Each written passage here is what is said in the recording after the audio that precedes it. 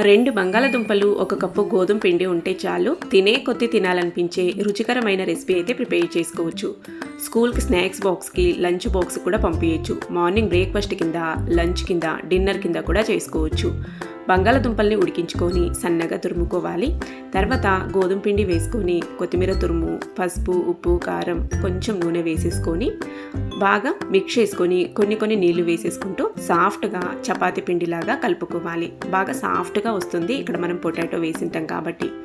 1 table spoon అంతా నూనె వేసేసుకొని పిండిని ఇంకా సాఫ్ట్గా నీడ్ చేసుకొని ఇలా చేసేసి ఒక 10 నిమిషాలు పక్కన పెట్టేసేయండి.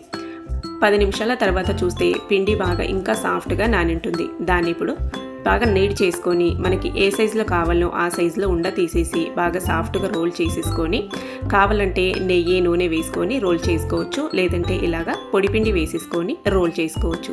మనకి ఏ సైజులో కావాలో ఆ సైజులో చేసేసుకొని మనం నచ్చిన షేప్లో కట్ చేసుకోవచ్చు. నేను ఇక్కడ రౌండ్గా సర్కిల్ షేప్లో ఉంటే బాగుంటుంది అనేసి ఒక క్యాప్తో ఇలాగైతే కట్ చేశాను. చూడడానికి కూడా లుక్ బాగుంటుంది, పిల్లలు కూడా చాలా బాగా నచ్చుతుంది అనేసి ఇలా అయితే కట్ చేశాను.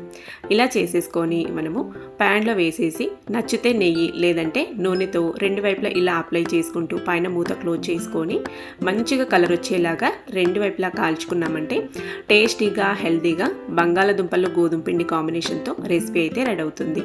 నచ్చిన చట్నీతో సర్వ్ చేసుకోవచ్చు. కర్రీతో, నాన్ వెజ్తో, దేంతో అయినా చాలా బాగుంటుంది. మనం ఎంతసేపు పెట్టినా కూడా అస్సలు గట్టిపడవండి. చాలా సాఫ్ట్గా ఉంటాయి, మెత్తగా దూదిలాగా. మనం బంగాళదుంపలు వేసింటాం కాబట్టి అస్సలు గట్టిపడమన్నట్టు. మరి నచ్చినట్లయితే తప్పకుండా ట్రై చేసి మీకు ఎలా అనిపించిందో నాతో షేర్ చేసుకోవడం మాత్రం మర్చిపోకండి. నెక్స్ట్ ఇంకొక హెల్తీ రెసిపీతో కలుద్దాం.